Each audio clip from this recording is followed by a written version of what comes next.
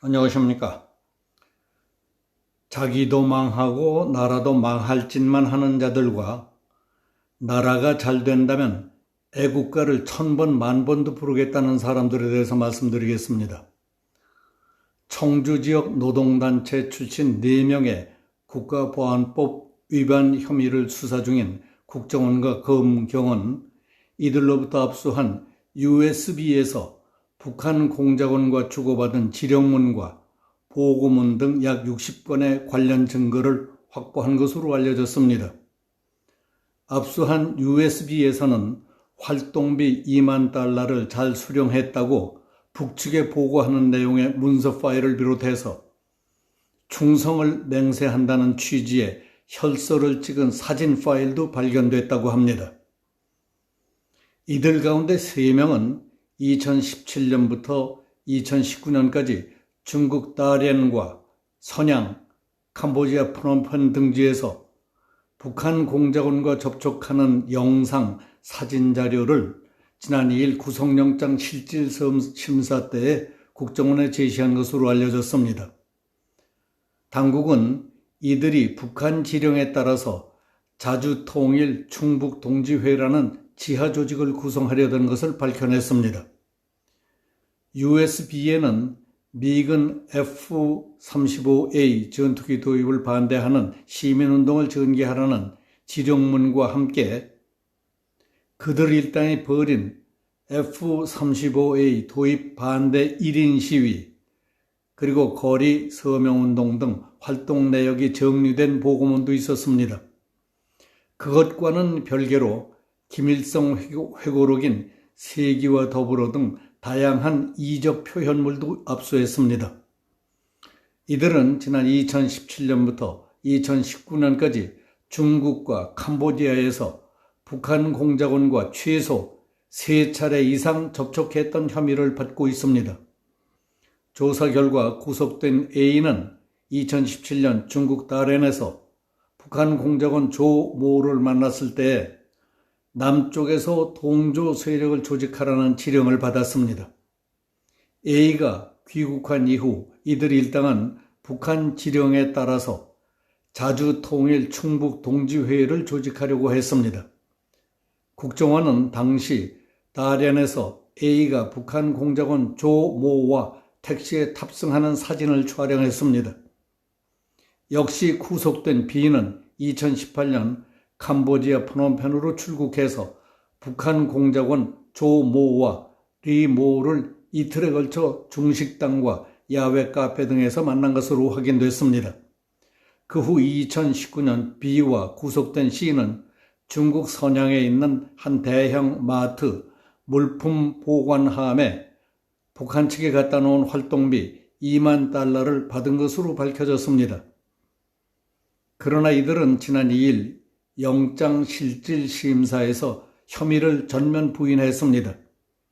이들은 북한 공작원으로부터 받은 2만 달러를 받은 사실이 없다고 딱 잡아떼었지만은 이미 확보한 USB에 2만 달러를 잘 수령했다는 내용이 담긴 보고문까지 속일 수는 없었습니다.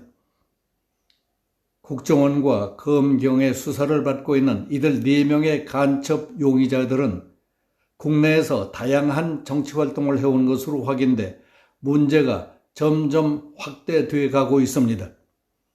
이들은 지난 대선 때 문재인 더불어민주당 대선 후보 특보로 활동하고 총선 출마까지 했었습니다. 일부는 민주당 중진 의원도 접촉했던 것으로 알려졌습니다. 국민의힘은 간첩 혐의자가 지난 대선 때 문재인 캠프 특보단으로 활동을 했고 지난해 민주당 중진 의원을 찾아가 접촉한 것과 관련해 대통령이 입장을 밝혀야 한다. 사법당국은 스텔스키 도입 반대 간첩 사건에 대한 철저한 진상규명에 나서달라고 강력히 요구했습니다. 법조계에 따르면 북한 공작원의 지령을 받고 미 스텔스 전투기 F-35A 도입 반대 운동 등으로 수사를 받고 있는 자들은 국가보안법 4조 목적 수행 간첩단의 혐의가 적용될 것으로 보입니다. 목적 수행 간첩 혐의는 이들에게 적용된 회합, 통신 등 다른 국가보안법 위반 혐의보다 중대 범죄입니다. 이들은 국가안보를 위해 한정된 사람만 취급하는 군사 비밀을 수집해서 북한에 전달했고 사회 질서를 혼란시키기 위해 선동, 선전했기 때문이라는 겁니다. 북한에 충성하겠다는 혈서를 써서 바친 뒤 지하 조직을 조직하고 비밀 지령과 공작금까지 받아 암약하던 자가 대선 때는 문재인 후보 특보단에서 일하고 총선 때는 국회의원 출마를 했던 자도 있고 누구는 여당의 지도급 인사까지 접촉했던 것으로 밝혀지자 기가 막혀서 할 말을 잊었습니다. 이건 좀 다른 얘기지만 오늘 보도 가운데는 지난 4일 국민의힘 최재형 전 감사원장이 대선 출마를 선언하면서 식순에 따라 직접 애국가를 불렀던 일과 관련한 후속 기사가 시중에 얘기거리가 되었습니다. 최 원장은 직접 애국가를 부른 것과 관련해 묻자 그는 나라 사랑하는 마음으로 애국가를 부르자는 선친의 제안으로 가족 모임에서도 애국가를 부른다고 했습니다. 그러자 네티즌들 사이에 애국적이고 뭉클했다는 의견이 많은 편이기는 하지만은 파시즘이니 국가주의니 전체주의냐고 비난하거나 비아냥거리는 반응들도 있었다고 합니다.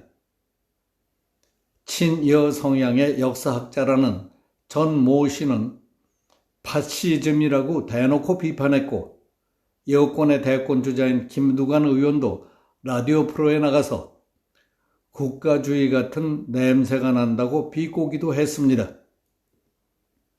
이에 대해 최 전 원장의 부친인 고 최영섭 대령의 며느리들은 성명을 내고 최근 언론 보도에서 저희 가족들이 모두 모였을 때 애국가를 4절까지 부른다는 보도가 나간 뒤 논란이 벌어지고 있는 걸 보았다며 어떤 분들은 전체주의, 파시스트라는 표현까지 쓰는가 하면 심지어 시아버님 그건 네 생각이요 라고 조롱하기도 했습니다. 저희들이 애국가를 불렀다는 이유로 돌아가신 아버님의 명예까지 훼손당한다는 느낌에 몸둘 바를 모르겠다고 호소했습니다. 이들은 저희 아버님은 문재인 정부가 출범한 이후 나라가 잘못된 방향으로 가고 있다고 걱정을 많이 하셨고 2018년 설날 모임 때 우리라도 애국하는 마음을 잊지 말자고 하셔서 그때 저희는 다 함께 애국가를 4절까지 불렀다고 했습니다. 저희들은 아버님의 나라 사랑하는 마음과 삶을 존경합니다. 누군가는 가족 강제가 아니냐고 비판하지만은 아니다. 저희는 나라가 잘 된다면 애국가를 1000번, 10,000번이라도 부를 것이다. 저희는 애국가를 부르는 게 부끄럽지 않다. 괴롭지도 않다. 부디 저희 아버님 명예를 더 이상 훼손하지 말아 주시길 정중히 부탁드린다고 했습니다. 애국하는 마음, 어른을 공경하는 마음, 집안의 중심이 딱 잡혀 있고 예의, 질서, 법도가 품격이 있어 보이지 않습니까? 그런 가정의 모습을 보며 비난하고 비꼰다는 것은 어딘지 건강해 보이지가 않습니다. 앞에서 말씀드린 간첩들 좀 보십시오.